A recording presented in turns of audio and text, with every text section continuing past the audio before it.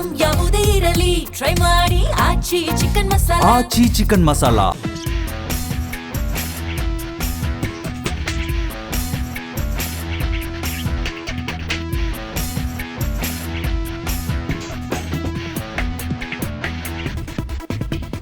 Hi hello ನಮಸ್ತೆ, G Kannada ನ್ಯೂಸ್ಗೆ ಸ್ವಾಗತ.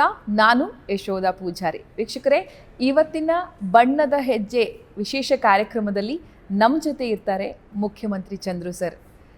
ಒಂದಲ್ಲ ಎರಡಲ್ಲ, ಬರೋಬ್ಬರಿ 51 ವರ್ಷಗಳಾಗಿದೆ ಅವರು ಇಂಡಸ್ಟ್ರಿಗೆ ಎಂಟ್ರಿ ಕೊಟ್ಟು. 500ಕ್ಕೂ ಹೆಚ್ಚು ಸಿನಿಮಾಗಳಲ್ಲಿ ನಟನೆ, ಶಾಸಕರಾಗಿ, MLC ಆಗಿ, ರಾಜಕೀಯ ಕ್ಷೇತ್ರದಲ್ಲೂ ಕೂಡ ತಮ್ಮನ್ನು ತಾವು ತೊಡಗಿಸಿಕೊಂಡು ಸಮಾಜ ಸೇವೆಯನ್ನು ಮಾಡಿದಂತಹ ಅದ್ಭುತ ವ್ಯಕ್ತಿ, ಅದ್ಭುತ ಕಲಾವಿದ ಮುಖ್ಯಮಂತ್ರಿ ಚಂದ್ರು ಸರ್. ಸೊ ಅವ್ರ ಬಗ್ಗೆ ಮಾತನಾಡ್ತಾ ಹೋದರೆ ಒಂದಷ್ಟಲ್ಲ ವಿಚಾರಗಳು, ಬೇಜಾನ್ ವಿಷಯಗಳಿದ್ದಾವೆ. ಇವತ್ತಿಗೂ ಕೂಡ ಸರಳ ಮತ್ತು ಸಜ್ಜನ ವ್ಯಕ್ತಿ. ನಾನು ಎಷ್ಟೇ ಸಾಧನೆ ಮಾಡಿರಲಿ, ನಾನು ಇರೋದೇ ಹೀಗೆ, ನಾನು ಸರಳವಾಗೇ ಇರೋದು ಅಂತ ಹೇಳಿ ಇವತ್ತು ನಮ್ಮ ಮುಂದೆ ಬಂದು ಕೂತ್ಕೊಂಡಿದ್ದಾರೆ. ಅವರ ಜರ್ನಿಯ ಬಗ್ಗೆ, ಬಾಲ್ಯ ಆಗಿರ್ಬೋದು, ಯೌವನ ಆಗಿರ್ಬೋದು, ವೈವಾಹಿಕ ಜೀವನ ಆಗಿರಬಹುದು, ರಾಜಕೀಯ ಆಗಿರ್ಬೋದು, ಸಿನಿಮಾ ಆಗಿರ್ಬೋದು, ನಾಟಕಗಳಾಗಿರ್ಬೋದು, ಈ ಎಲ್ಲ ಕ್ಷೇತ್ರಗಳ ಬಗ್ಗೆ ಒಂದೊಂದಷ್ಟು ಇಂಟ್ರೆಸ್ಟಿಂಗ್ ವಿಚಾರವನ್ನು ಕೇಳಿ ತಿಳ್ಕೊಳ್ಳುವಂಥ ಪ್ರಯತ್ನವನ್ನು ಮಾಡ್ತೀನಿ. ಮೊದಲಿಗೆ ನಿಮ್ಮೆಲ್ಲರ ಪ್ರೀತಿಯ ಮುಖ್ಯಮಂತ್ರಿ ಚಂದ್ರು ಸರ್ನ ಕಾರ್ಯಕ್ರಮಕ್ಕೆ ವೆಲ್ಕಮ್ ಮಾಡ್ತೀನಿ. ಸರ್, ಕಾರ್ಯಕ್ರಮಕ್ಕೆ ಸ್ವಾಗತ ಸರ್. ನಮಸ್ಕಾರಮ್ಮ. ನಮಸ್ಕಾರ. ಹೇಗಿದ್ದೀರಾ ಸರ್? ಫಸ್ಟ್ ಕ್ಲಾಸ್ ಆಗಿದ್ದೆ. ಏನೊಂದು 7-8 ಕಾಯಿಲೆ ಇದ್ದಾವೆ, ಬಟ್ ತೊಂದರೆ ಇಲ್ಲ. ನಾನು ಆರೋಗ್ಯವಾಗಿದ್ದೀನಿ. 7-8 ಹೆಂಡ್ತಿರು ಹೆಂಡ್ತಿದ್ದೆ. ನಿಮ್ಮ ನಿಜವಾದ ಹೆಂಡತಿ ಸೇರಿ 9 ಜನ ಹೆಂಡ್ತಿರು ಆಗಿರ್ಬೋದು. ಈಗ ಏನು ಬರ್ತಾವ ಗೊತ್ತಿಲ್ಲ, ಕೆಲವೆಲ್ಲ ವಾಸಿನೇ ಆಗಲ್ಲ. ಅಂದ್ರೆ ನಾನು ಹೇಳ್ತಿರೋದು ಹೆಂಗಿರ, ಹೆಂಡತಿ ಅಂದ್ರೆ ಕಟ್ಕೊಂಡು ಹೆಂಡತಿ ಒಂದು ಜೀವನದಲ್ಲಿ ಪೂರ್ತಿ ಇರ್ತಾರ ಅವ್ರು.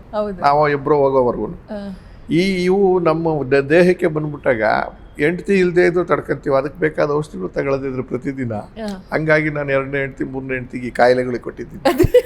ನನಗೆ sugar, acute sugar patient, BP, thyroid gland ಸತ್ತೋಗಿದೆ, ಬುರುಡೆಗೆ ತೂತಾಗಿದೆ, ಈ ಕಿವಿ ಇಲ್ಲ, ಅಲ್ಲ ಈ ಕಿವಿ ಅಲ್ಲ, ಈ ಕಿವಿ ಇಲ್ಲ, ಈ ಕಣ್ಣಿಲ್ಲ, ಶೂಟಿಂಗ್ನಲ್ಲಿ ಹೊರಟೋಯ್ತು, ಪರಂಗಿ ಹಣ್ಣು ಕುಯ್ದಿದ್ದಾರೆ, ಇದನ್ನ 4 ಬ್ಲ್ಯಾಕ್ ಆಗೋಗಿತ್ತು ಎಲ್ಲ. ಇನ್ನು ನರ ತೆಗೆದು ಅಲ್ಲಿ ನೋಲ್ದವ್ರೆ, ಹಿಂಭಾಗ ಕುಂಡಿ ಕುಯ್ದು ಬಿಟ್ಟಿದ್ದಾರೆ ಅದನ್ನು ಕೂಡ. ನೀವೇ ಅನ್ಸುತ್ತೆ ಸರ್ ಕುಂಡಿ ಕುಯ್ದಿದ್ದು ನೇರವಾಗಿ ಹೇಳೋ ವ್ಯಕ್ತಿ ಅಂತ. ತಪ್ಪೇನಿದೆಯಾ, ಕುಯ್ಸ್ಕೊಂಡ್ರೆ ಸತ್ಯ, ವಾಸಿ ಮಾಡಿಸ್ಕೊಂಡ್ರೆ. ಆದರೂ ಕೂಡ ಯಾವ ಕೆಲಸನೂ ನಿಲ್ಸಿಲ್ಲ ಅಂತ ಹೇಳಕ್ ನಾನು ಟ್ರೈ ಮಾಡಿದ್ದು. ಆಮೇಲೆ ಇವು ಯಾವುದನ್ನು ಕೂಡ ನಾನು ಬಯಸಿದ್ನಾ ಇಲ್ಲ, ಬಂದವೆ. ನನ್ನ ಗ್ರಾಚಾರಕ್ಕೋ, ನನ್ನ ತಪ್ಪಿನಿಂದಲೋ, ನನ್ನ ಚಟಾಚಪ್ಪಲುಗಳಿಂದಲೋ ಬಂದಿರ್ತವೆ. ಮದುವೆನೂ ಕೂಡ ಕುಟುಂಬದ ಲೆಕ್ಕಾಚಾರದಲ್ಲಿ ಅದು ಬಂದಿರ್ತದೆ. ಎಲ್ಲದು ನನ್ನ ಹೆಂಡತಿ ಜೊತೆಲೂ ಇದ್ದೀನಿ, ಇದ್ರ ಜೊತೆಲೂ ಇದ್ದೀನಿ. ಇಷ್ಟ್ರ ಜೊತೆ ಒಳಗೂ ಸಿನಿಮಾ ಬಿಟ್ಟಿಲ್ಲ, TV ಬಿಟ್ಟಿಲ್ಲ, ನಾಟಕ ಬಿಟ್ಟಿಲ್ಲ, ಆಮೇಲೆ ಹೋರಾಟ ಬಿಟ್ಟಿಲ್ಲ, ಆಮೇಲೆ ಭಾಷೆಯ ವಿಚಾರದಲ್ಲಿ ಹೋರಾಟ ಬಿಟ್ಟಿಲ್ಲ, ರಾಜಕಾರಣ ಬಿಟ್ಟಿಲ್ಲ. ಒಂದು ಸತಿ ಎಲೆಕ್ಟೆಡ್ MLA, ಒಂದು ಸತಿ MLC 2 ಸತಿ, ಕನ್ನಡ ಅಭಿವೃದ್ಧಿ ಪ್ರಾಧಿಕಾರದ ಮಂತ್ರಿ ಪದವಿಯ ಸ್ಥಾನಮಾನದ ಚೇರ್ಮನ್ ಕೂಡ ಆಗಿದ್ದೆ. ಆಮೇಲೆ ಮೂಕಾಭಿನಯ ಮಾಡಿದ್ದೆ. ಯಾರೋ ಕನ್ನಡ ಸರಿಯಾಗಿ ಮಾತಾಡಕ್ಕೆ ಬರಲ್ಲ ಚಂದ್ರಿಗೆ ಅಂತ ಕಾಮೆಂಟ್ ಮಾಡ್ಬಿಟ್ಟಿದ್ರು ನಾಟಕದಲ್ಲಿ. ಆವಾಗ ನಾನು ಯಾಕೆ ಮಾತಾಡೋದೇ ಬೇಡ ಅಂತ ಇಂಟರ್ನ್ಯಾಷನಲ್ ಲ್ಯಾಂಗ್ವೇಜ್ ಯಾವುದು ಅಂತ ನೋಡಿದೆ. ಅಂತಾರಾಷ್ಟ್ರೀಯ ಭಾಷೆ ಮೂಕಾಭಿನಯ, ಭಾಷೆನೇ ಇಲ್ವಲ್ಲ. ಅದಕ್ಕೆ ನಮ್ಮ ತಂಡದಿಂದ ಮುಕ್ಕಿಟಾಕಿ ಅಂತ 1,500 ಪ್ರದರ್ಶನ ಕೊಟ್ಟೆ. 15 ದೇಶಕ್ಕೆ ಹೋಗಿ ಬಂದೆ ಆಗಲೇನೆ ಪ್ರದರ್ಶನ ಕೊಟ್ಟು. ಆದರೆ ಒಂದರಿಂದ ಇನ್ನೊಂದಕ್ಕೆ ಹೋಗುವಾಗ ಒಂದೊಂದು ಕುಂಠಿತ ಆಗ್ತವೆ, ಅದು ಮಾಡೋಕ್ಕಾಗಿಲ್ಲ. ಮೈ ಮಾಡಿದ್ರೆ ನಾನು ನಮ್ಮ ಶ್ರೀಮತಿಯವರು ನಮ್ಮ ಅಮ್ಮ ಅಲ್ಲಿಗೆ ಹೋಗಬೇಕು, ಅಲ್ಲೇ ಓದೋದಕ್ಕೆ ಮತ್ತು ಕೆಲಸಕ್ಕೆ ಕೊಡ್ತಾರೆ ಅಂತ ಅಂದರು. ಹೋಗ್ಬೇಕು ಅಂತ ಇದ್ದಾಗ, ನೀವು ಬೇಕಾದ್ರೆ ಮದುವೆ ಮಾಡ್ಕೊಂಡು ಹೋಗು, ಹಂಗೆ ಒಂಟಿ ಹೋಗ್ಬೇಡ. ಅವ್ರಿಗೊಂದು ಭಯ ಇತ್ತು, ಹೋದ್ಮೇಲೆ ಬರಲ್ಲ ನನ್ನ ಮಗ ಹಾಗೆ ಅಂತ. ಹೆಣ್ಮಕ್ಳು 4 ಜನ, ಒಬ್ಬನೇ ಮಗ.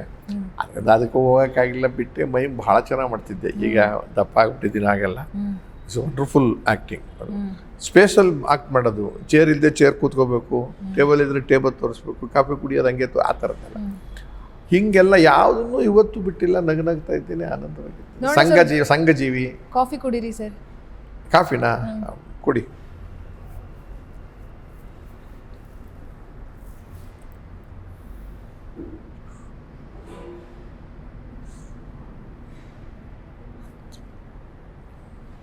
ಚೆನ್ನಾಗಿದೆಯಾ ಸರ್? ಚೆನ್ನಾಗಿದೆ. ಸುಡ್ತಾ ಇದೆ.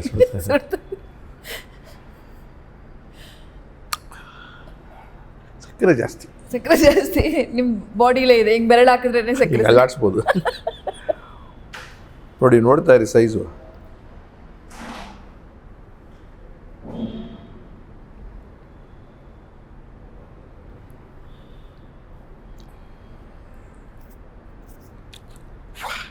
Super sir. ಸರ್ ಅನ್ನಿಸ್ತಾ ಅದೇನೇನು ಮಾಡಿದೆ ಅದರ ಸೈಜು ಕಡಿಮೆ ಆಗ್ತಾ ಹೋಗ್ಬೇಕು. ಈ ಕುಡಿತಾ ಇದ್ದ ಇಲ್ಲೇ ಕುಡಿತಿದ್ರಾಗತ್ತೆ, ಆಗಲ್ಲ, ಖಾಲಿ ಆದಂಗೆ ಖಾಲಿ ಆದಂಗೆ ಮೇಲೆ ಇದು ಮೈ ಬಂತು. ಅದು ದೊಡ್ಡದಾಗಿ ಏನೇನೋ ಮಾಡ್ತೀನಿ ನಾನು.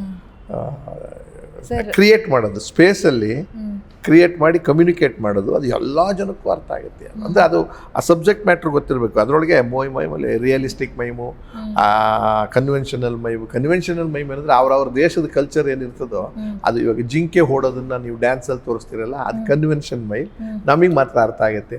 ಅಮೆರಿಕದವ್ರಿಗೂ ಇಂಗ್ಲೆಂಡ್ಗೂ ತೋರಿಸಿದ್ರೆ ಕಾಫಿ ಕುಡಿ ದಿನನಿತ್ಯದ ಕೆಲಸ ಇವಾಗ ಇದೆಯಲ್ಲ ಸೋಷಿಯಲ್ ಸಾಮಾಜಿಕತೆ, ಅದು ಅಲ್ಲೂ ಗೊತ್ತಾಗುತ್ತೆ ಇಲ್ಲೂ ಗೊತ್ತಾಗುತ್ತೆ.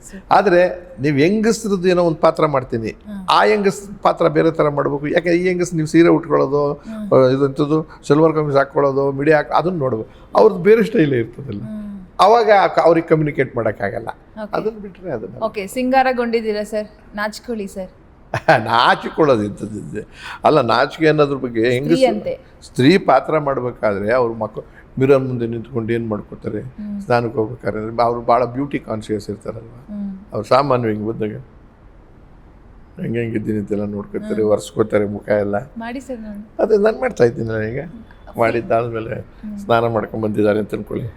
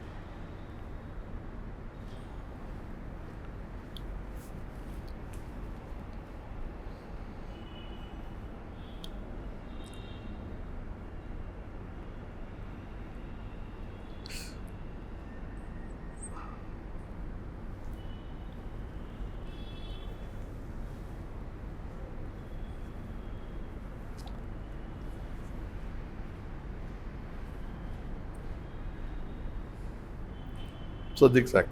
Super sir. ನೋಡ್ತಾ ಇದ್ರೆ ನೋಡ್ತಾ ಇರೋಣ ಅಂತ ಅನ್ಸುತ್ತೆ.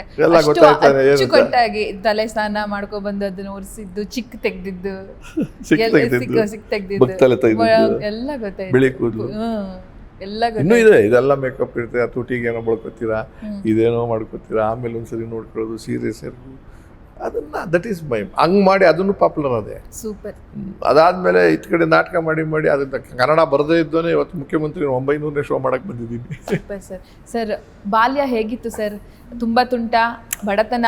ಮೂಲತಃ ನಾವು ಮಧ್ಯಮ ವರ್ಗ, ಕೆಳ ಮಧ್ಯಮ ವರ್ಗದವರು. ಬಡತನ ಸಿಕ್ಕಾಬಟ್ಟೆ, ಶ್ರೀಮಂತ ಎಲ್ಲ. ಊಟಕ್ಕೆ ತೊಂದರೆ ಇರಲಿಲ್ಲ.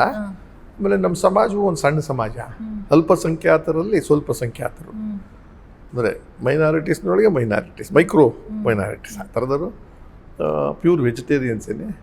ಬಟ್ 5 ಜನ ನಾವು ಮಕ್ಕಳು, 4 ಜನ ಹೆಣ್ಮಕ್ಳು. ಮನೆಯಲ್ಲಿ ಎದುರುಗಡೆ ಇದ್ದು ಇನ್ನೊಂದು ಹುಡುಗಿನೂ ನಮ್ಮ ಜೊತೆಲೇ ಇದ್ದಿದ್ದರಿಂದ 6 ಜನ ಇದ್ದಂಗಿದ್ರು. ಮಾತಾಡ್ತಾ ಇದ್ದಾಗ ಚೆನ್ನಾಗಿ ಗುಂಡಿದ್ದೆ, ಎಲ್ಲ ಚೆನ್ನಾಗಿ ಮಾತಾಡ್ತಾರೆ. ಅಂದರೆ ಊಟ ತಿಂಡಿಗೆ ಸುಮಾರಾಗಿರೋದು ಜಮೀನಿತ್ತು, ಒಂದು ಸ್ವಲ್ಪ ಕಳೆದ್ಬಿಟ್ಟಿದ್ರು ನಮ್ಮ ತಾತ ನಮ್ಮ ತಂದೆಯವರೆಲ್ಲರೂ. ಹಾಗಿದ್ದಾಗ ಬಾಲ್ಯ ಅಂತ ವೈಭವೀಕರವಾಗಿ ಏನಿರಲಿಲ್ಲ ನಮಗೆ. ನಮ್ಮೂರಲ್ಲಿ ಒಂದು ಸಣ್ಣ ಹಳ್ಳಿ, 100 ಮನೆ ಇರೋವಂಥ ಒಂದು ಹಳ್ಳಿ, 3-4 ಸಮಾಜಗಳಿದ್ದಂಥ ಹಳ್ಳಿನಲ್ಲಿ ನಾವು ಬೆಳೀತೀವಿ. ನಮ್ಮ ಅಪ್ಪ ಸ್ವಲ್ಪ ಎಲ್ಲೇ ಸಾಕಾಲದಲ್ಲಿ ಓದಿಸಿದ್ರು ನಮ್ಮ ತಾತ. ನಮ್ಮ ತಾಯಿಗೆ ಹೆಬ್ಬೆಟ್ಟು, ಅಂದರೆ 1ನೇ ಕ್ಲಾಸು 2ನೇ ಕ್ಲಾಸು ಓದಿದ್ದು ಅಷ್ಟೇ. ಯಾವುದೋ ಊರಿಂದ ಅಬಂಡೆಂಟ್ ಕಾಮನ್ ಸೆನ್ಸ್ ಇತ್ತು. ನಮಗೆ ಅನಿಸೋದು ಓದೋದಕ್ಕೂ ಬುದ್ಧಿಗೂ ಚಾಣಾಕ್ಷತನಕ್ಕೂ ಚುರುಕ್ತನಕ್ಕೂ ವ್ಯತ್ಯಾಸ ಇದೆ ಭಾಳ. ಓದೋದು ಅನ್ನೋದು ಪುಸ್ತಕದಿಂದ ನಾವು ತಗೊಳ್ಳೋ ಜ್ಞಾನ ಮತ್ತು ಇದ್ರದ್ದು ಸಾಮಾನ್ಯ ಜ್ಞಾನ ಅನುಭವದಿಂದ ಬರುತ್ತೆ. ಎಡೋದ್ರೆ ನೋವಾಗುತ್ತೆ ಅನ್ನೋದನ್ನ ಓದೋದ್ರಿಂದ ಕಲ್ತ್ಕೊಳ್ಳೋಕ್ಕಾಗತ್ತಮ್ಮ. ಗಾಯ ಕೆರ್ಕೊಂಡ್ರಾಗ ನೋವಾಗುತ್ತೆ ಅನ್ನೋದನ್ನ ಕೆರ್ಕೊಂಡಾಗಲೇ ತಾನೇ ನೋವುತ್ತದೆ, ಅದು ಇಮ್ಯಾಜಿನ್ ಮಾಡ್ಕೊಂಡಾಗಲ್ಲ. ಹಾಗೆ ನಮ್ಗೆ ಆಮೇಲೆ ಭಾಳ ಇವತ್ತಿನ ಕಾಲದಲ್ಲಿ ಸೌಲಭ್ಯಗಳು ಇರಲಿಲ್ಲ, ಎಂಥದ್ದು ಇರಲಿಲ್ಲ. ವಿದ್ಯಾಭ್ಯಾಸ ಏಕೋಪಾಧ್ಯಾಯ ಶಾಲೆ ನಮ್ಮ ಊರುಗಳಲ್ಲೆಲ್ಲ, ಅಂದರೆ 1ರಿಂದ 4ನೇ ತರಗತಿವರೆಗೂ ಒಬ್ಬರೇ ಮೇಷ್ಟ್ರು, ಬೀಗ ತೆಗಿಯೋರು ಅವರೇ, ಕಸ ಗುಡಿಸೋರು ಅವರೇ, ಹುಡುಗನ ಕರ್ಕೊಂಬರೋದು ಅವರೇ. ಅವಾಗ ಹುಡುಗರನ್ನ ಸ್ಕೂಲಿಗೆ ಕಳಿಸ್ತುವ ಹುಚ್ಚು ಅನ್ನೋದಿರಲಿಲ್ಲ. ಅಂದರೆ ನಮ್ಮ ಮಗನ ವಿದ್ಯಾಭ್ಯಾಸ ಮಾಡಬೇಕು ಅಂತ. ಸ್ಕೂಲಿದೆ, ಮನೇಲಿ ಸುಮ್ಮನೆ ನಾವು ನೋಡ್ಕೊಳಕ್ಕಾಗಲ್ಲ, ಕಾಲ ಕಳ್ಕೊಂಬರಲಿ, ನಮ್ದು ಹೊಲ ಗದ್ದೆ ಇದನ್ನೆಲ್ಲ ನೋಡ್ಕೊಳ್ಳೋ ಅಂತ ಕಳಿಸೋರು. ಬಹುತೇಕ ಜನ ಸ್ಕೂಲಿಗೆ ಕಳಿಸ್ತಿದ್ದು ಒಂದು ಜಾಗ ಇದೆ, ಮಕ್ಕಳು ನೋಡ್ಕೋತಾರೆ, ಒಂದಿಷ್ಟು ಏನೋ ಕಲಿಸ್ತಾರೆ ಬಿಡಿ ಅಂತ. ಅದೇನು ಭಾಳ ಚೆನ್ನಾಗಿ ಓದಿ ಫಸ್ಟ್ ಕ್ಲಾಸ್ ಸೆಕೆಂಡ್ ಕ್ಲಾಸ್ ಅನ್ನೋ ಪ್ರಶ್ನೆ. ಅವನ್ನೇ ಥರ ನಾಲ್ಕು ಮೇಷ್ಟ್ರು ಬಂದರೆ ಅವರು ನಿಯತ್ತಾಗಿರೋರು. ಆ ಕಾಲದಲ್ಲಿ ಜಾಬ್ ಸಿಕ್ಕಿದ್ರೆ ಸರ್ಕಾರದಲ್ಲಿ ನನ್ನ ಕರ್ತವ್ಯ, ನನ್ನ ಮಕ್ಕಳಿಗೆ ಹೆಂಗಾದರೂ ಮಾಡಿ ನನ್ನ ಈ ಸ್ಕೂಲ್ನಲ್ಲಿ ಈ ಮಕ್ಕಳುಗಳನ್ನ ಆ ಥರದ ಅಕ್ಷರಾಭ್ಯಾಸ ಎಲ್ಲ ಮಾಡಿಸೋರು. ಹಂಗಾಗಿ ಅಕ್ಷರಾಭ್ಯಾಸ ಆ ಟೈಮ್ನಲ್ಲಿ ಮಾಡಿಸಿದ್ದು ಇವತ್ತು ನಮಗೆ ಅದ್ರ ಗ್ರಾಮರು ಇವೆಲ್ಲ ಗೊತ್ತಿದೆ. ಆದರೆ ಪಾಠ ಅವ್ರು ಏನು ಮಾಡ್ತಿದ್ರು ಏನು ಅಷ್ಟೊಂದು ನಮಗೆ ಸಿಲೆಬಸ್ ಲೆಕ್ಕ ಅನ್ನೋ ಪ್ರಶ್ನೆ ಇರಲಿಲ್ವಲ್ಲ. ಆಮೇಲೆ ಮಧ್ಯದಲ್ಲಿ ಎದ್ದು ಬಂದ್ಬಿಡ್ತಾ ಕುರಿತು ಕರಿತಾ ಇದ್ದ ನನಗೆ ಹೋಗಿ ಬರ್ತೀನಿ ಅಂತ ಹಿಂಗೆ ಹೇಳ್ಕೊಂಡು ಹೋಗೋದು. ಅವರು ಕ್ಲೋಸ್ ಆಗ್ಬಿಡೋರು ಕುಟುಂಬದಲ್ಲಿ. ಆಮೇಲೆ 7ನೇ ತರಗತಿವರೆಗೂ ಕೂಡ 2 ಮೇಷ್ಟ್ರುಗಳಿದ್ದಂಥ ಸ್ಕೂಲು. ಕನ್ನಡ ಮೀಡಿಯಮ್ ಬಿಟ್ಟು ಇನ್ನೇನು ಇಲ್ಲ. ಇಂಗ್ಲೀಷ್ ABCD ಕಲ್ತಿದ್ದೆ 6ನೇ ತರಗತಿ 7ನೇ ತಾರೀಕಿನಲ್ಲೂ ಎಲ್ಲೋ, ಅದಕ್ಕೆ ಮುಂಚೆ ಇಲ್ವೇ ಮಾತಾಡೋದು ಪ್ರಶ್ನೆನೇ ಇಲ್ಲ. ಆಮೇಲೆ ಇಲ್ಲಿ ಓದಲ್ಲ ಇವನು ತುಂಟ, ನಾವು ಪ್ರೀತಿ ಜಾಸ್ತಿ ಅಂತ ಅಂದ್ಬಿಟ್ಟು ಯಾರ್ದೋ ಇನ್ನೊಬ್ಬರು ಮನೆಗೆ ಹಾಕಿದ್ರು ಅಲ್ಲಿ ಓದಿಸ್ಲಿ ಅಂತ. ಅವ್ರು ಇನ್ನೂ ತುಂಟ ಆಗ್ತಾನೆ, ನಾವು ಸದರಾಗಿ ಹೋಗ್ಬಿಡ್ತೀವಿ ಅಂತ ಅಂದ್ಬಿಟ್ಟು 1 ವರ್ಷ ಆದಮೇಲೆ ತಗೊಂಡೋಗಿದ್ದಕ್ಕೆ ನಾನು ನಮ್ಮ ನೆಲಮಂಗಲ ಹುಟ್ಟಿದ್ದು ನಾನು. ಒನ್ಸಂದ್ರ ಅಂತ ಒಂದು ಗ್ರಾಮ ಅಲ್ಲಿಂದ ನಮ್ಮ ಕುದೂರು ಅಂತ ಮಾಗಡಿ ತಾಲೂಕಿನಲ್ಲಿ ಹೈಸ್ಕೂಲ್ಗೆ ಒಂದು ಸೇರಿಸಿದ್ರು. 1 ವರ್ಷ ಹೋದ್ಮೇಲೆ ಇವ್ನು ಸರಿಯಾಗಿ ಓದಲ್ಲ ಅಂತ ಚಿಕ್ಕಪ್ಪ ಇವರೆಲ್ಲ ಸೇರಿಸಿ ಸಿದ್ಧಗಂಗಾ ಮಠಕ್ಕೆ ಹಾಕಿದ್ರು. ಸಿದ್ಧಗಂಗಾ ಮಠ ಭಾಳ ಪಾಪ್ಯುಲರ್ ಆವಾಗ, ನಮಗೂ ಹತ್ರ ಆಯಿತು, ಅಲ್ಲಿ ಹಾಕ್ಬಿಟ್ರು. ನಮಗೆ ಅವಾಗ ಅದು ಸುಲಭನೂ ಆಯ್ತು. ಅವ್ರು ತಿರ್ಗಿ ಆಗಾಗ್ಗೆ ನೋಡೋ ಅಗತ್ಯನೂ ಇಲ್ವಲ್ಲ. ಒಂದ್ಸತಿ ಕಳಿಸ್ಬಿಟ್ರೆ ಅವ್ನು ತಿರ್ಗಿ ರಜದಲ್ಲಿ ಬರ್ತಾನೆ ಮಾಡಿ. ಅಲ್ಲಿ 100 ಸಾವಿರಾರು ಜನದ ಮಧ್ಯದಲ್ಲಿ ಯಾವ ಜಾತಿ ಏನು ಅಂತ ಗೊತ್ತಿರೋದಿಲ್ಲ, ಒಟ್ಟಿಗೆ ಬಹುತೇಕ ಅಲ್ಲೆಲ್ಲ ಇದ್ದವರು ಮಧ್ಯಮ ಕೆಳ ಮಧ್ಯಮ ಹೊರಗಿನವ್ರು ನೋಡಿ. ಅದರಲ್ಲೇ ಎಷ್ಟು ವ್ಯತ್ಯಾಸ ಇರೋದು. ನಾಲೆಡ್ಜ್ಗಳಲ್ಲಿ ಯಾರ್ಯಾರಿಗೆ ಏನೇನೋ ಇರೋದು, ಕಲ್ತಿರೋದು ಅಷ್ಟೇನೇ. ಅವಾಗಲೂ ಕೂಡ ಕನ್ನಡ ಮೀಡಿಯಮ್ಮೇ. PUC ಅಲ್ಲೇ ಓದಿದ್ದು ನಾನು, 1 ವರ್ಷದ ಸ್ಕೂಲು. ಸೊ ಮಠದಲ್ಲಿ ಓದ್ತಿರ್ಬೇಕಾದ್ರೆ ನಮಗೆ ಜೀವನದ ಒಂದು ಪರಿಚಯ ಆಗ್ತಾ ಬಂತು. ಆ ಏಜು ಬಂದಿತ್ತು ಅಷ್ಟೊತ್ತಿಗೆ. ಅಪ್ಪ ಅಮ್ಮದ್ರ ಕಷ್ಟ ಏನು, ನಾವೇನು ಖುಷಿನಲ್ಲಿ ಮನೆಯಲ್ಲಿ ಕೂಗಾಡ್ತೀವಿ, ಆ ಬಟ್ಟೆ ಬೇಕು, ಈ ಬಟ್ಟೆ ಬೇಕು, ಈ ಪೆನ್ ಬೇಕು ಅಂತ. ಅವ್ರು ದುಡಿಮೆ ಮಾಡಬೇಕು, ಅದರಲ್ಲಿ ಕಾಸು ಸಿಗೋದಿಲ್ಲ, ಅವರು ಅಕ್ಕಿ ತರು ಏನೇನೋ ಮಾಡ್ತಾರಲ್ಲ, ಅದೆಲ್ಲ ಒಂಥರ ತಲೆಗೆ. ಇವ್ರ ಮಠ ಕಾಲು ನಮಸ್ಕಾರ ಹಾಕ್ಸ್ಕೊಂಡು ಭಿಕ್ಷೆ ಬಿಡ್ಕೊಂಡು ಸ್ವಾಮಿಗಳು ತಂದು ಹಾಕೋರು. ಯಾರಿಗೆ? ಅವ್ರ ಮನೆಗೆ, ನಮ್ಗಳಿಗೆ ಪಾದಪೂಜೆ ಮಾಡಿಸ್ಕೊಂಡು ತಂದು ಹಾಕೋರು. ಅಂದ್ರೆ ಸ್ವಾಮಿಗಳು ತ್ಯಾಗ ನೋಡ್ಕೊಳ್ಳಿ. ಮದುವೆ ಇಲ್ಲ, ಮುಂಜಿ ಇಲ್ಲ, 1000 ಮಕ್ಕಳು ಅಂದ್ರೆ ಅವ್ರ ಮನೇಲಿ ಎಲ್ಲರೂ ಮಕ್ಕಳೇ ಅವ್ರಿಗೆ. ಅಂಥ ಸ್ಕೂಲಲ್ಲಿ ಓದಿದ್ರಿಂದ ನಾಲೆಡ್ಜ್ ಬಂದ್ಬಿಡ್ತು. ಅಂದರೆ ಅನುಭವದ ನಾಲೆಡ್ಜು, ಬದುಕಿನ ನಾಲೆಡ್ಜು, ಒಬ್ಬ ಮನುಷ್ಯನಾಗಿ ಯಾಕೆ ಬಿಹೇವ್ ಮಾಡೋ. ಬಸವಣ್ಣವ್ರು ಹೇಳೋರಲ್ಲ, ಮಾನವನಾಗು ಕುವೆಂಪುರವರು. ಅದಾಗೋದಕ್ಕೆ ಸಾಧ್ಯ ಆಯ್ತಮ್ಮ. ತುಂಬ ಬಾಲ್ಯ ಅಂತ ಬಂದಾಗ ಸರ್, ಎಲ್ಲೂ ಹೇಳದಂಥ ವಿಚಾರ ಇದು ನನ್ನ ನೆನಪಲ್ಲಿ ಉಳಿಯುತ್ತೆ ಅನ್ನೋದಿದ್ರೆ ಏನು ಹೇಳೋದಕ್ಕೆ ಇಷ್ಟಪಡ್ತೀರಿ ಸರ್? ಬಡತನ, ಕಷ್ಟ, ನೋವು, ಅವಮಾನ, ಈ ಥರದ್ದು ಯಾವುದಾದ್ರೂ ಇದ್ರೆ ಹೇಳೋದಿದ್ರೆ ಅಲ್ಲಲ್ಲ. ಈಗ ಬಡತನ ಅಂತಂದ್ರೆ ಏನಾಗ್ತಿತ್ತು ಅಂತಂದರೆ, ನಮ್ಮಲ್ಗ ಒಂದು ಆವತ್ತಿನ ಕಾಲದಲ್ಲಿ ದುಡ್ಡಿನ ಬೆಲೆ ಕಡಿಮೆ, ಬೆಲೆ ಜಾಸ್ತಿ, ದುಡ್ಡುಗಳು ಕಡಿಮೆ. ನಮ್ಗೆ 50 ಪೈಸೆ ಇದ್ದು ಬಿಟ್ರೆ ಹಬ್ಬ ಏನೇನೋ ತೊಗೊಂಡ್ಬಿಡ್ಬೋದು ಅದ್ರ 50 ಪೈಸದಲ್ಲಿ. ಆಮೇಲೆ 5 ರೂಪಾಯಿ ಕೊಟ್ಟು ಕಳಿಸ್ಕೊಡೋರು ನಮಗೆ, ತಿಂಗಳಿಗೂ 2 ತಿಂಗಳಿಗೂ ಖರ್ಚಿಗೆ ಅಂತ. ಅದು ಹಿಡಿತದಲ್ಲಿ ಖರ್ಚ್ಕೊಳ್ತಿದ್ವಿ. ಮಠದಲ್ಲಿ ಹೊತ್ತಿದ್ದಾಗ ಮಠದಲ್ಲಿ ಮುದ್ದೆ, ಸಾರು, ಮಜ್ಜಿಗೆ, ಅನ್ನ, ಅದು ಕುಂತ್ಕೊಂಡು ಊಟ ಮಾಡ್ಬೇಕಾಯ್ತು. ತಟ್ಟೆಲಿ ಇಟ್ಕೊಂಡು ಅವ್ರು ಹಾಕ್ಕೊಂಡು ಹೋಗೋರು. ಈ ಅಭ್ಯಾಸ ಆಯಿತು. ಮನೆ ಒಳಗಡೆ ಭಾಳ ತಟ್ಟೆ ಹಾಕಿ ನಮಗೆ ತುಪ್ಪ ಹಾಕಿ ಎಲ್ಲ ಮಾಡಿ ಅದೆಲ್ಲ ಇರ್ತಿಲ್ಲ. ಅದ್ರ ದೇಶದಲ್ಲೆಲ್ಲ ಇಂಥ ಮಕ್ಕಳಿದ್ದಾರೆ ಅಂತಂದ್ರೆ ನಾವು ಇದ್ದೀವಲ್ವಾ ಇದಂತ ಆ ಥರದ ಅನುಭವ ಕಣ್ಣಿಗೆ ಬರೋಕ್ಕೆ ಶುರುವಾಯಿತು. ಬಟ್ ತಲೆಗೆ ಹತ್ತಿರಲಿಲ್ಲ ವಿದ್ಯೆ, ಏನು ಹೇಳ್ಕೊಟ್ರು ಕೂಡ. ಏಕ್ದಮ್ ಸಂಸ್ಕೃತ ಶುರು ಮಾಡ್ಬಿಟ್ರಲ್ಲಿ ಮಠದಲ್ಲಿ. ಆಮೇಲೆ ಇಂಗ್ಲೀಷ್ ಏಕ್ದಮ್ PUC ಹೋದ ತಕ್ಷಣ ಏನೂ ಅರ್ಥ ಆಗಿಲ್ಲ. ಕೊನೆಗೆ ದುಃಖ ಆಯಿತು, ಬಿಟ್ಟು ಹೋಗೋಕ್ಕೆ. ಮನೇಲೂ ಕಷ್ಟ, ಇದೆಲ್ಲ ನಡೆದ ಘಟನೆಗಳಂತ ಅಂದರೆ ಮಠದಲ್ಲಿ ಏನಾಗ್ತಿತ್ತು, ನನಗೆ ನನ್ನ ಜೊತೆಯಲ್ಲಿ ರೂಮಲ್ಲಿ ಇದ್ದವರೆಲ್ಲನೂ ಒಂದಲ್ಲ ನನಗಿಂತ ಬಡವರು, ನಾಲೆಡ್ಜು, ಮಾರ್ಕ್ಸ್ ನೋಡಿದ್ರೆ ಅವರು ಚೆನ್ನಾಗಿ ತೆಗಿತಾಯಿದ್ರು, ಅರ್ಥ ಮಾಡ್ಕೋತಿದ್ರು, ಏನೋ ಕತೆ ಗೊತ್ತಾಗ್ತಿತ್ತು. ಯಾಕೆ ಹಿಂಗೆ ಅಂತ ಅಂದ್ಕೊಂಡಾಗ ಆವಾಗ ಹಠ ಮಾಡ್ಕೊಂಡಿಲ್ಲ, ಬಂಡತನ ಬೇಕು, ಧೈರ್ಯ ಬೇಕು, ಶ್ರದ್ಧೆ ಬೇಕು, ಕಮಿಟ್ಮೆಂಟ್ ಬೇಕಾಗುತ್ತೆ ಅಂತ ಶುರು ಮಾಡಿದೆ. ಆದರೂ ನಾಲೆಡ್ಜ್ ವೈಸ್ ಬರಲಿಲ್ಲ. ಆದರೆ ತುಂಟಾಟ ಒಂದು ಮಾತು ಹೇಳ್ತೀನಿ. ಮಠದಲ್ಲಿ ಸ್ವಾಮಿಗಳಿಗೆ ಎಲ್ರಿಗಿಂತ ಹೆಚ್ಚಿಗೆ ಪರಿಚಯ ಆಗಿದ್ದೆ. ದಡ್ಡ ವಿದ್ಯಾರ್ಥಿ, ಮುಗ್ಧ ವಿದ್ಯಾರ್ಥಿ, ಏನೂ ಗೊತ್ತಿಲ್ಲದೆ ಇದ್ರು ಕೂಡ ಹೆಂಗೆ ಪರಿಚಯ ಆದೆ ಅಂತಂದರೆ, ಅಲ್ಲಿ ಶ್ರಮ ಜೀವನ ಅಂತ ಕಲಿಸೋರು ಮಠದಲ್ಲಿ. ಬರೀ ಪಾಠದ ಪುಸ್ತಕಗಳದ್ದೇ ಬದನೆಕಾಯಿ ಎಲ್ಲ ಕಲಿಸ್ತೇ ಇದ್ದು. ಒಂದು ವೇಳೆ ಓದೋಕ್ಕಾಗದೇವ್ರಿಗೂ ಆಚೆ ಹೋದರೆ ಹೆಂಗೆ ಜೀವನ ಮಾಡಬೇಕು, ವಿದ್ಯಾಭ್ಯಾಸ ಇಲ್ದಿದ್ರೆ ಅನ್ನೋ ಪ್ರಶ್ನೆ ಬಂದಾಗ ಶ್ರಮ ಜೀವನ ಅಂದರೆ ಕೈ ಕೆಲಸ ಏನಾದರೂ ಮಾಡ್ಕೊಂಡು ಬದುಕುವಂಥದ್ದು. ಹೊಲ ಉಳೋದು, ಆಮೇಲೆ ಮನೆ ಕಟ್ಟೋದು, ಗಾರೆ ಕೆಲಸನೋ ಇದಕ್ಕೆಲ್ಲ ಇರ್ತದಲ್ಲ, ಅಲ್ಲಿ ಮಠದಲ್ಲಿ ಆ ಕೆಲಸಗಳು ನಡೀತಿರೋದಕ್ಕೆಲ್ಲ ಡ್ಯೂಟಿ ಹಾಕೋರು ನಮ್ಮನ್ನು. ಡ್ಯೂಟಿ ಅಂದರೆ ಮಾಡಿ ಅಂತ, ಅಂದರೆ ಗೊತ್ತಾಗಲಿ ಕರ್ಣೆ ಹಿಡ್ಕೊಂಡ್ರೆ ಹೆಂಗೆ, ಇಟ್ಟಿಗೆ ಹೊರೋದು ಹೆಂಗೆ, ಇಟ್ಟಿಗೆ ಜೋಡಿಸೋದು ಹೆಂಗೆ, ಮಂಕ್ರಿ ಹಿಡ್ಕೊಳ್ಳೋದು ಹೆಂಗೆ, ಹುಲ್ ಕುಯ್ಯೋದು ಹೇಗೆ ನೋಡ್ಬರೋದು ಅಷ್ಟೇ ಅಲ್ಲ. ಇಲ್ಲಿ ಒಂದು ವೇಳೆ ಏನೋ ಹೆಚ್ಚು ಕಡಿಮೆ ಆದರೆ ಏನಾದ್ರು ಮಾಡ್ಕೊಂಡು ಹೋಗಲಿ ಬಿಸ್ನೆಸ್ ಅಂತ ಸ್ವಾಮಿಗಳದ್ದು ಉದ್ದೇಶ. ಅಂಥ ಕೆಲಸ ಮಾಡುವಾಗ ನಾನು ಸ್ವಲ್ಪ ಕೊಬ್ಬರಿಂದ ಬೆಳೆದ್ಬಿಟ್ಟಿದ್ದೆ ಮನೆಯಲ್ಲಿ, ತುಪ್ಪ ಗಿಪ್ಪ ಹಾಕಿ ಎಲ್ಲ ಬೆಳೆಸ್ಬಿಟ್ಟಿದ್ದು. ಅಂದರೆ ಒಬ್ಬನೇ ಮಗ ಅಂತ ಬಡತನದಲ್ಲಿ ಸುಖನ ಕಂಡುಬಿಟ್ಟಿದ್ದು. ಅಲ್ಲಿ ಹೋದರೆ ನಾನು ಎಷ್ಟು ತುಂಟ ಅನ್ನೋದಕ್ಕೆ ಎಂಥದ್ದು ಒಂದು ಶ್ರಮಜೀವನದಲ್ಲಿ ಮಾಡ್ತಿರ್ಬೇಕಾದ್ರೆ ಒಬ್ಬ ಮೇಷ್ಟ್ರ ಮೇಲೆ ನಾನು ತಲೆ ಹೊರಿಸ್ತಿದ್ದಾಗ ಕಳ್ಳಾಟ ಆಡ್ಕೊಂಡು ತಪ್ಪಿಸ್ಕೊತಿದ್ದೆ. ಅವ್ರು ಹೊಡೆದು ಗಿಡದು ನನಗೆ ಬೈದು ಎಲ್ಲ ಮಾಡ್ಬಿಟ್ಟಿದ್ರು, ಸಿಟ್ಟು ಬಂದ್ಬಿಟ್ಟಿತ್ತು. ಅಂಥದ್ದೆಲ್ಲ ಸಿಟ್ಟು ಬಂದ್ಬಿಡೋದು ಅವಾಗ ಅವ್ರ ಮೇಲೆ. ಆ ಮನುಷ್ಯ ಎಷ್ಟೊಂದು ಅಹಂಕಾರ ಈ ಮನುಷ್ಯನಿಗೆ ಅಂತ, ನನಗೆ ಅಹಂಕಾರ ಇತ್ತಿತ್ತು, ಅವ್ರಿಗೂ ಇದೆ. ಆವಾಗ ಏನು ಮಾಡೋದು. ಆಮೇಲೆ ಆ ಮನುಷ್ಯ ಪನಿಷ್ಮೆಂಟ್ ಅಂತ ನನಗೆ ಎಲ್ಲರಿಗೂ 8 ಇಟ್ಟಿಗೆ ಒರೆಸಿದ್ರೆ ತಗೊಂಡೋಗೆಲ್ಲ ಹಾಕೋದು. ನನಗೆ 12 ವರ್ಷ ಅಂದರೆ ಏನು 12, 13, 14 ವರ್ಷ ಇರ್ಬೋದು ನನಗೆ ಕಾಣಿಸುತ್ತೆ. 7ನೇ ಕ್ಲಾಸು, 7, 5, 12, 13 ವರ್ಷ ಇರ್ಬೋದು. ಅದು ಏನು ಮಾಡೋದು ಕತೆ. ಈ ಬುದ್ಧಿ ಮೇಷ್ಟ್ರು ಬೇರೆ ಇದು ಮಠ ಬಿಡಿಸ್ಬಿಟ್ರೆ ಅಂತ. ಒಂದು ದಿವಸ 2 ದಿವಸ ಆಗಿತ್ತು, ಒತ್ತಿದ್ದೆ, ಕತ್ತೆಲ್ಲ ನೋವು ಬಂದಿತ್ತು. ಇನ್ನೊಂದು ದಿವಸ ಸ್ವಾಮಿಗಳು ಸಾಮಾನ್ಯವಾಗಿ ಇದನ್ನೆಲ್ಲ ನೋಡೋಕ್ಕೆ ಅಂತ ಬರ್ತಾರೆ. ಸ್ವಾಮಿಗಳು ಪಾದರಕ್ಷೆ ಗೊತ್ತಲ್ಲ, ಮರದ್ದು ಪಾದರಕ್ಷೆ, ಅದು ಟಾರ್ ಮೇಲೆ ಹೋಗ್ತಿದ್ರೆ ಕರ್ರ ಟಕ ಅನಿಸ್ತೆ ಆ ಕೊಡೆ ಹಿಡ್ಕೊಂಡು ಬರ್ತಿದ್ದಾರೆ. ಒಂದು ಐಡಿಯಾ ಹಾಕ್ಕೊಂಡು ಇವತ್ತು ನಾನು ಮೇಸ್ಟ್ರಿಗೆ ಬುದ್ಧಿ ಕಲಿಸ್ಬೇಕು. ಈಗ ಬುದ್ಧಿ ಕಲಿಸೋ ಐಡಿಯಾ ಇದು ಓದೋ ಬುದ್ಧಿ ಅಲ್ಲ. ಅವತ್ತೂ ಅವ್ರ ಒರೆಸ್ಲಿ ಅಂತಲೇ ಇದ್ದೆ. 12 ವರ್ಷದ್ರು. ಆ ಕಡೆಯಿಂದ ಬರ್ಬೇಕಾದ್ರೆ ಅವ್ರು ನನಗೆ ಅಡ್ಡ ಸಿಕ್ಕ ತನಕ ಸ್ಲೋ ಆಗಿ ನಡ್ಕೊಂಡು ಹೋಗ್ತಿದ್ದೆ ಆ ಕಡೆಗೆ ಹೋಗೋಕ್ಕೆ. ಅವ್ರ ಹತ್ರ ಬರುತ್ತಾಗೆ ಬಿದ್ದೋಗ್ಬಿಟ್ಟೆ. ಬೀಳಲಿಲ್ಲ ನಾನಾಗಿ, ಅದಾಗಿ ನಾನೇ ಬಿದ್ದೆ. ಎಡೋ ಬಿದ್ದಿದ್ದ ಥರ ಬಿದ್ದುಬಿಟ್ಟೆ. ಇಟ್ಟಿಗೆ ಎಲ್ಲ ಕೆಳಗೆ ಬಿದ್ದು ಒಂದಷ್ಟು ಹೊಡೆದೋದು. ನಾನು ಅನ್ಕಾನ್ಷಿಯಸ್ ಥರ ಆ್ಯಕ್ಟ್ ಮಾಡೋಕ್ಕೆ ಶುರು ಮಾಡಿದೆ. ಅವತ್ತೇ ಆ್ಯಕ್ಟಿಂಗ್. ಯಾಕೆ ಅಂತಂದರೆ ಈ ಸ್ವಾಮಿಗಳು ಗಮನಿಸ್ಬೇಕಿದ್ದ. ಆಮೇಲೆ ಅವ್ರು ಪ್ರಶ್ನೆ ಹಾಕಿದ್ದಾದ್ಮೇಲೆ ಕತೆ ಗೊತ್ತಾಗುತ್ತೆ. ಇನ್ನೊಂದು ಮನಸ್ಸಿನಲ್ಲಿ ಬಂದ್ಬಿಡ್ತು. ಭಾಳ ಹೊತ್ತು ಅನ್ಕಾನ್ಷಿಯಸ್ ಆಗಿರೋಂಗಿಲ್ಲ. ಯಾಕೆಂದ್ರೆ ಸ್ವಾಮಿಗಳು ಎಲ್ಲ ಹೇಳ್ಬಿಟ್ಟು ಅವ್ರಿಗೇನೋ ಒಂದೇನೋ ಔಷಧಿ ಕೊಡಿಸಿ ಅಂತ ಹೇಳಿ ಹೊಟ್ಟೋಗ್ಬಿಟ್ರೆ ಇವು ಕತೆ ಗೊತ್ತಾಗಲ್ವಲ್ಲ ಅಂತ. ಆಮೇಲೆ ಎಚ್ಚರಿಕೆ, ನೀರೆಲ್ಲ ಚಿಮ್ಕಿಸಿದ್ರಲ್ಲ, ನೀರು ಚಿಮ್ಕಿಸಿದ ಮೇಲೆ ಹಿಂಗೆ ಎಚ್ಚರಿಕೆ ಆಯ್ತು. ಹಿಂಗೆಲ್ಲ ಸ್ವಾಮಿಗಳು ತೊಡೆ ಮೇಲೆ ನನ್ನ ತಲೆನ ಹಾಕ್ಕೊಂಡು ಕುಂತ್ಕೊಂಡವ್ರೆ. ಅವರಿಗೆ ಮಕ್ಕಳು ದುಃಖ, ಏನಾಗೋಯ್ತು ಮಗುಗೆ, ಏನಾಗೋಯ್ತು ಅಂತ. ಅಂಥ ಪ್ರೀತಿ ಅವರು ಶಿವಕುಮಾರ ಸ್ವಾಮಿಗಳು, ನಡೆದಾಡೋ ದೇವರು. ಅವರು ಏನಾಯ್ತು ಸ್ಪೀಡಾಗಿ ಮಾತಾಡೋದು, ಏನಾಯ್ತು ಅಂತ ಕೇಳಿದಾಗ ನಾನು ಎಚ್ಚರಿಕೆ ಆಯ್ತು. ನನ್ನೇ ಕೇಳೋದು ಯಾಕೆ ಅಂತ. ನೋಡಿ ಸರ್, ಈ ಮೇಷ್ಟ್ರಿಂದ ಹಿಂಗಾಯ್ತು ಅಂತ, ಬುದ್ಧಿ ಇಂಥ ಕೆಲಸ ಆಯಿತು. ಏನದು ಅಂತ ಅಂದರೆ ಎಲ್ಲರಿಗೂ 8 ಇಂಟಿಗೆ ಅವ್ರು ಕಳಿಸ್ತಾರೆ. ಯಾಕೋ ನನ್ನ ಮೇಲೆ ಸಿಟ್ಟು ಮಾಡ್ಕೊಂಡು 12 ಒರೆಸ್ತಾರೆ. ಹಿಂಗಾಗಲಿಲ್ಲ, ತಡ್ಕೊಳಕ್ಕೆಲ್ಲ ಬಿದ್ದೋಗ್ಬಿಟ್ಟೆ. ಜಾನ್ ಬೈದರು, ನನಗಲ್ಲ ಮೇಷ್ಟ್ರಿಗೆ. ಮಕ್ಕಳನ್ನ ದುಡಿಸಿ ಬಿಲ್ಡಿಂಗ್ ಕಟ್ಸ್ಬೇಕು ಅಂತ ಆಸೆ ಪಡ್ತೀನಿ ನಾನು. ಅದು ಬಿಲ್ಡಿಂಗ್ ಕಟ್ಟೋ ಪ್ರೋಸೆಸ್ ಏನು ಅಂತ ತಿಳ್ಕೊಳ್ಳಿ ಅಂತ ಕಳಿಸಿದ್ದು. 2 ಇಟ್ಟಿಗೆ ಹೋದ್ರೇನು 1 ಇಟ್ಟಿಗೆ ಅವ್ನ ಕೈಲಾಗೋಷ್ಟು ಒರೆಸ್ಬೇಕು. ನಿಮಗೆ ಜ್ಞಾನ ಇಲ್ಲ, ನಿಮ್ಗೆ ಒರೆಸಿದ್ರೆ ತಗೊಂಡೋಗ್ಬಿಡ್ತಾರೆ. ಹಿಂಗೇನೆ ಬೇಜಾರು ಬೈತಿದ್ದಾರೆ. ನನಗೆ ಒಳಗಡೆ ಆನಂದ ತೋರಿಸ್ಕೊಳ್ಳಂಗಿಲ್ಲ ಅಂತ. ಅದೆಲ್ಲ ಆಯಿತು. ಆಮೇಲೆ ಅವ್ರಿಗೆ ಒಂದು ಡೈರೆಕ್ಷನ್ ಕೊಟ್ಟರು. ಇವನು ಈಗಲೇ ನೀವೇ ಕರ್ಕೊಂಡೋಗಿ ರೂಮ್ಗೆ ಹಾಕಿ 2 ದಿನ ಅವನು ಊಟಕ್ಕೆ ಬಂದು ಲೈನಲ್ಲಿ ಕುಂತ್ಕೊಳ್ಳಂಗಿಲ್ಲ.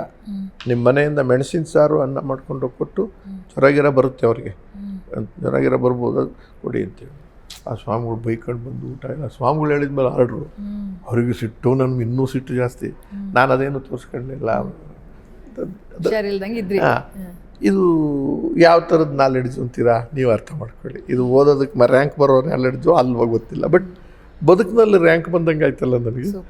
ಸೊ ಹಿಂಗೆ ಎಲ್ಲೋ ಒಂದು ಕಡೆ ಹೋದಾಗ ಅನಿಸ್ತೈತೆ. ಅದನ್ನು ಅವ್ರು ಹೇಳಿದ್ರು. ಅದಾದಮೇಲೆ ಒಂದು ಸತಿ ಎಲ್ಲ ಕಡೆ ಹೇಳಿದ್ದೆ, ಹೇಳಿಬಿಡ್ತೀನಿ ನಿಮಗೆ. SLC ನಾನು ಪರೀಕ್ಷೆಗೆ ಹೋದರೂ ಫೇಲ್ ಆಗ್ತೀನಿ, ಪರೀಕ್ಷೆಗೆ ಹೋಗಿದ್ರು ಫೇಲ್ ಆಗ್ತೀನಿ. ಅದೆರಡು ಒಂದೇನೆ. ಅದು ಅಂತ ಪರಿಸ್ಥಿತಿನೇ ಅದ್ರದ್ದು. ಅದಕ್ಕೆ ದುಃಖನೂ ಇಲ್ಲ. ಈಗಿನ ಕಾಲದವ್ರ ಥರ ಗೊತ್ತಿತ್ತು ನಿಮಗೆ ನನ್ನ ಯೋಗ್ಯತೆ ಏನು ಅಂತ ನನಗೆ ಅಷ್ಟು ಅರಿವಿತ್ತು. ಆದ್ರೆ ಕಲಿಯೋಕ್ಕಾಗ್ತಿಲ್ಲ. ಹಾಗಂತ ಸಾಯೋದು, ಮನೆ ಬಿಟ್ಟು ಓಡೋಗೋದು, ಹೆದರ್ಕೊಳ್ಳೋದು. 2 ಡೇಟ್ ಬೀಳ್ತದೆ, ತಡ್ಕೊಳ್ಳೋಣ, ಏನಾಗಬೇಕಾಗಿದೆ. ಮೇಷ್ಟ್ರು ಹೊಡಿತಾರೆ, ಮನೆಯವರು ಹೊಡಿತಾರೆ. ಆ ಕೆಟ್ಟ ಇದ್ರದಿರಲಿಲ್ಲ. ಈ ವೀಕ್ನೆಸ್ ಅಂತೀವಲ್ಲ, ನೇಣಾಕೊಂಡು ಸಾಧ್ಯ ಫೇಲ್ ಆಗೋದು ಗೊತ್ತಿರೋವಾಗ ನನಗೆ ನಂದೇ ತಪ್ಪಿರೋದು ಅಂತ ನಾನು ಯಾಕೆ ತಲೆ ಕೆಡ್ಸ್ಕೊಂಡು. ನನ್ನ ಸ್ನೇಹಿತ ಒಬ್ಬ ನಾಗರಾಜ ಅಂತ ನಮ್ಮ ಪಕ್ಕದ ಮನೆಯವರು, ಭಾರಿ ಬ್ರಿಲಿಯಂಟ, ನಮ್ಮ ಸಮಾಜದವನೇ, ನನಗಿಂತ ಬಡವರು, ಆದರೆ ಭಯಂಕರವಾಗಿ ಅರ್ಥ ಮಾಡ್ಕೊಂಡು ಬರೆದ್ಬಿಡೋರು. ಇರಲಿ ನೋಡ್ಕೊಳ್ಳೋಣ ಅಂತ SLC ಎಲ್ಲ ಆಯಿತು. ಪರೀಕ್ಷೆಗೆ ಹೋಗ್ಬೇಕು. ಒಂದೇ ರೂಮಲ್ಲಿ ಇದ್ದೀವಿ. ಸ್ವಾಮಿಗಳು ಎಲ್ಲಿ ಮಲಿಕಂತಾರೋ ಅದ್ರ ಕೆಳಗಡೆನೇ ನಮ್ಮ ರೂಮ್. ಅವರು SSLC ಹುಡುಗರನ್ನೆಲ್ಲ ಅವರ ಬಿಲ್ಡಿಂಗ್ನಲ್ಲಿ ಹಾಕೊಳ್ಳೋರು. ಯಾಕೆಂದರೆ ರಾತ್ರಿ ತನಕ ಓದ್ತಾರೋ ಇಲ್ವೋ ಮಕ್ಕಳು SSLC ಫಸ್ಟ್ ಟೈಮ್ ಪಾಸ್ ಮಾಡ್ಕೋಬೇಕು ಅಂತ. ಅವ್ರು 11 ಗಂಟೆಗೆ ಮಲ್ಕೊಳಕ್ಕೆ ಬರೋರು. ಅಲ್ಲಿ ತನಕ ಕಂಪಲ್ಸರಿ ಓದ್ಕೊಂಡು ಕೂತಿರ್ಬೇಕು, ಅವ್ರಿಗೇನು ಓದಲಿ ಅಂತ. ನಾನು ಬರ್ತೀನಿ, ಬಂದಮೇಲೆ ಗಮನಿಸಿದ್ಮೇಲೆ ಮಲ್ಕೊಳ್ಳಿ ನೀವೆಲ್ಲ, ತಿರುಗಿ ಬೆಳಗ್ಗೆ 4:15 ಎದ್ದೇಳಬೇಕು. ಸರಿ ಆಯಿತು. ನಾನು ಅದರೊಳಗೊಂದು ಲೆಕ್ಕಾಚಾರ, ಓದೋದ್ರಲ್ಲಿ ಲೆಕ್ಕಾಚಾರ ಇಲ್ವಲ್ಲ, ಇವರೆಲ್ಲ ಕೂತ್ಕೊಂಡು ಓದ್ಕೊತೀರಿ. ನಮಗೆಲ್ಲ ಒಂದೊಂದು ಟ್ರಂಕ್ ಕೊಟ್ಟು ಕಳ್ಸೋರು ನಮ್ಮ ಊರಲ್ಲಿ, ಬಟ್ಟೆ ಬರೆ ಇದು ತಂಬಿಟ್ಟು ಅವಾಗ ಸ್ವೀಟು ಏನೋ ಮಾಡಿದ್ರಲ್ಲ ಅದೆಲ್ಲ ಇಟ್ಟಿದ್ದು. ಅದು ಟ್ರಂಕು 1 ವರ್ಷ ಆದಮೇಲೆ ಅದು ಬೇರೆ ಸ್ಟೈಲಲ್ಲಿ ಇರೋದು, ಅಲ್ಲ ತೂತ ಬೆಂಡು ಹಿಂಗೆಲ್ಲ ಡ್ಯಾನ್ಸ್ ಎಲ್ಲ ಮಾಡ್ತಿರೋದು. ಅದು ಬಾಗಿಲು ಹಿಂದ್ಗಡೆದೆಲ್ಲ ಕಿತ್ತೋಗ್ಬಿಟ್ಟಿರೋದು. ಅವಾಗ ಒಂದು ಕಾಲದಲ್ಲಿ ಒಂಥರ ಇತ್ತು ಬಣ್ಣ ಬಣ್ಣದ್ದು, ಆ ಥರಲ್ಲಿ ಇಟ್ಕೊಂಡು ಪುಸ್ತಕ ಇಟ್ಕೊಂಡು ಓದ್ಕೊಳ್ಳೋದು. ನಾನು ಕೂತ್ಕೊಂಡು ಏನೂ ಅರ್ಥ ಆಗ್ತಾಯಿಲ್ಲ. ಮ್ಯಾಥಮೆಟಿಕ್ಸ್ ನಾಳೆ ಪರೀಕ್ಷೆ, ಅರ್ಥಮೆಟಿಕ್ಕು. ಅದ್ರದ್ದು ಪುಸ್ತಕ ಯಾವುದೋ ಹೋಮ್ವರ್ಕ್ ಇತ್ತೆಲ್ಲ ಬರ್ಕೊಟ್ಟು ಯಾರೋ ಬರ್ಕೊಟ್ಟಿದ್ರು ನನಗೂ, ಅದನ್ನು ತಕ್ಕೊಂಡು ಇಟ್ಕೊಂಡಿದ್ದು.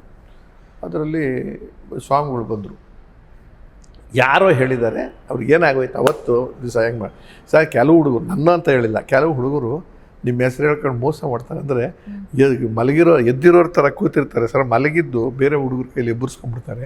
ನೀವು ಬಂದಾಗ ಆರಾಮಾಗಿ ಕೂತಿರ್ತಾರೆ, ಓದ್ತಾ ಇಲ್ಲ ಸರ್, ಇದೆಲ್ಲ ಮಾಡ್ತಾರಾ? ಮಾಡ್ತೀನಿ ಇವತ್ತು. ಪ್ರೀತಿ ಅವರಿಗೆ, ಬೈಯೋದ್ರಲ್ಲೂ ಪ್ರೀತಿ ಅವ್ರಿಗೆ. ಯಾವಾಗ ಒಂದು ಬೆತ್ತ ಇರೋದು ಹೊಡಿಯೋಕ್ಕೆ. ಹೌದು, ಅವತ್ತು ಈ ಪಾದರಕ್ಷಣೆ ಕಂಕ್ಳಲ್ಲಿ ಇಟ್ಕೊಂಡ್ಬಿಟ್ಟವ್ರೆ, ಶಬ್ದ ಆದ್ರೆ ಎದ್ದು ಬಿಡ್ತಾರೆ ಅಂತ. ಈ ಹುಡುಗರಿಗೆ ಹೇಳ್ಬಿಟ್ಟಿದ್ದ ನಾವು, ಅವ್ರಿಗೆ ತೊಂಬಿಟ್ಟು ಗಿಂಬಿಟ್ಟು ಕೊಟ್ಬಿಟ್ಟು ನಮ್ಮ ಮನೆಗೆ ಬಂದಿರೋದನ್ನ ಲಂಚ, ಅವತ್ತೇ ಲಂಚ ಕೊಟ್ಟು ಅವ್ರಿಗೆ ಸರ್ ಮಾಡ್ಕೊಂಬಿಟ್ಟಿದ್ದು. ಅವತ್ತೇನಾದ್ರು ಇವ್ರು ಯಾರು ಎಬ್ಬರ್ಸೋಕ್ಕಾಗೋದಿಲ್ಲ, ಇದನ್ನು ಇಟ್ಕೊಂಡು ಕೊಡೆನ ಹಿಂಗೆ ಕಂಕ್ಳಲ್ಲಿ ಇಟ್ಕೊಂಡು ಬಂದು ಸೀದಾ ಬಂದ್ಬಿಟ್ಟು ಕಿಟಕಿ ನಮ್ಮ ರೂಮು ನೋಡಿದ್ದಾರೆ.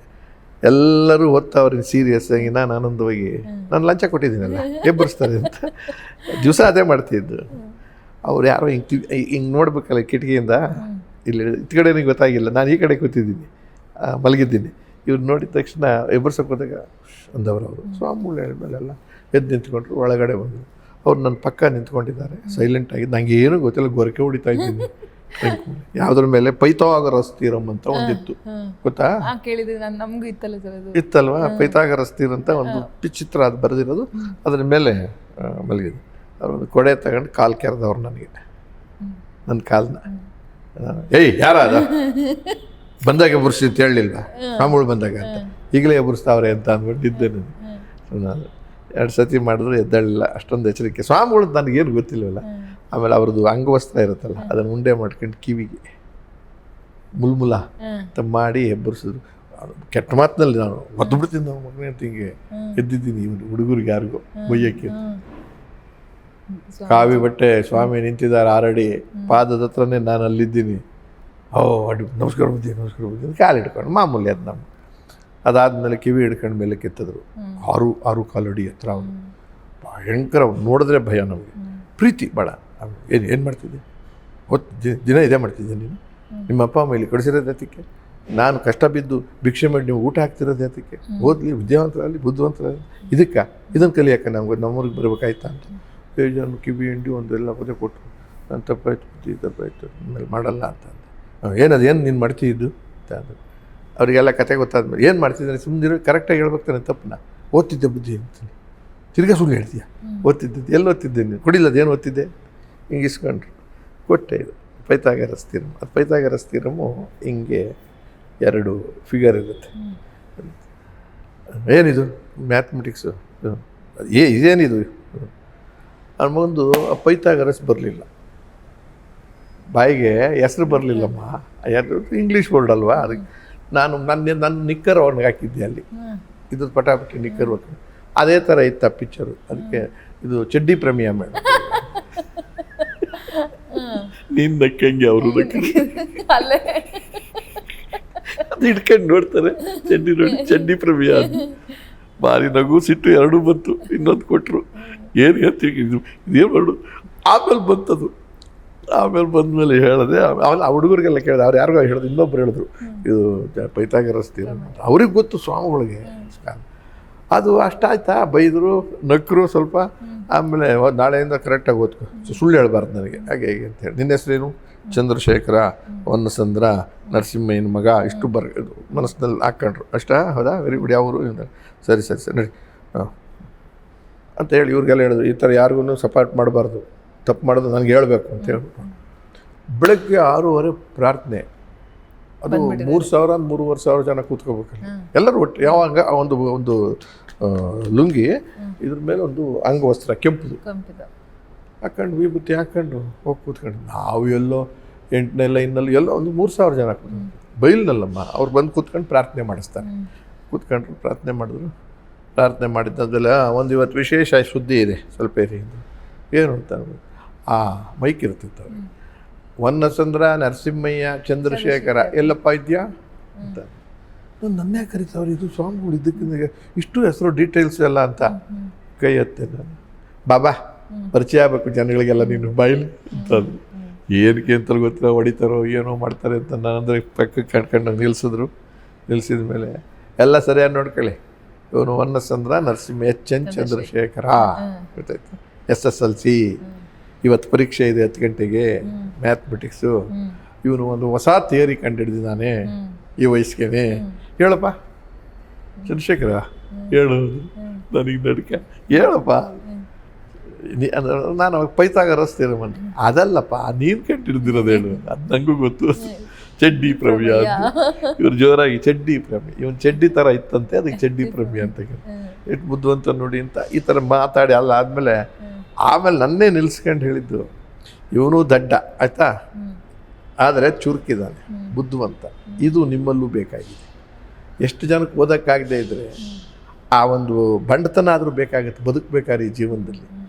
ಅಂದರೆ ಅವನು ಓದೋಕ್ಕಾಗಲಿಲ್ಲ ಅಂತೇಳಿ ಅವನ ಕೈಯಲ್ಲಿ ಆಗ್ತಿಲ್ಲ ಓದೋಕ್ಕೆ, ಆದರೆ ಎಲ್ಲೋ ಒಂದು ಕಡೆ ಅವನಿಗೆ ಒಂದು ನಾಲೆಡ್ಜ್ ಗೇನ್ ಮಾಡ್ಕೊತಾ ಅವನು. ಯಾವ ಥರನೋ ಹೇಳಿ ಸಭಾ ಇದನ್ನು ಮಾಡ್ಕೊಂಡು ಹೋಗೋದು, ಸಂಭಾವನೆ ಮಾಡ್ಕೊಂಡು. ಆ ದೃಷ್ಟಿಯಿಂದಲಾದರೂ ನಿಮಗೆ ಓದೋದ್ರ ಜೊತೆಗೆ ಈ ಥರದ ಧೈರ್ಯನೂ ನಿಮಗೆ ಬೇಕು. ಇನ್ಮೇಲೆ ಇವನ್ನ ಚಂದ್ರಶೇಖರ್ ಅಂತ ಕರಿಬೇಡಿ, ಯಾರನ್ನು ಸಿಕ್ಕಿದಾಗೆಲ್ಲ ಚಡ್ಡಿ ಚಂದ್ರು. ಸೊ ನೆಕ್ಸ್ಟ್ ಡೇಯಿಂದ ಮಠದಲ್ಲಿ ಸ್ವಾಮಿಗಳು ಬಿಟ್ಟರೆ ನಾನೇ ಪಾಪ್ಯುಲರು. ಸೂಪರ್. ಸ್ವಾಮಿಗಳು ಎಲ್ರಿಗೂ ಗೊತ್ತು, ನಾನು ಎಲ್ರಿಗೂ ಗೊತ್ತು. ಸೊ ಅವಾಗ ಹೇಳಿದೆ, ಈ ರ್ಯಾಂಕ್ ಬಂದು ಹುಡುಗರೆಲ್ಲ ಅಲ್ಲಿದ್ದರೆಲ್ಲ ಅವ್ರಿಗೇನು ಪ್ರಯೋಜನ ಆಯಿತು ಅಂತ ನಾನು ಇದನ್ನು ಬೇರೆ ವಾದ ಮಾಡೋದು. ನೀವು ಗೊತ್ತಾ, ನಾನು ಗೊತ್ತು. ನೀವು ಎಷ್ಟಪ್ಪ ಮಾರ್ಕ್ಸ್? 80 ಮಾರ್ಕ್ಸ್. ಸ್ವಾಮಿಗಳು ಗೊತ್ತಾ? ನೀನು ಹೇಳ್ಕೋಬೇಕು ನೀನು. ನಾನು ನೋಡು, ನೀವೆಲ್ಲರೂ ಕರಿತಾ ಇದ್ದೀರಾ, ಅವರೇ ಕರೀತಾರೆ.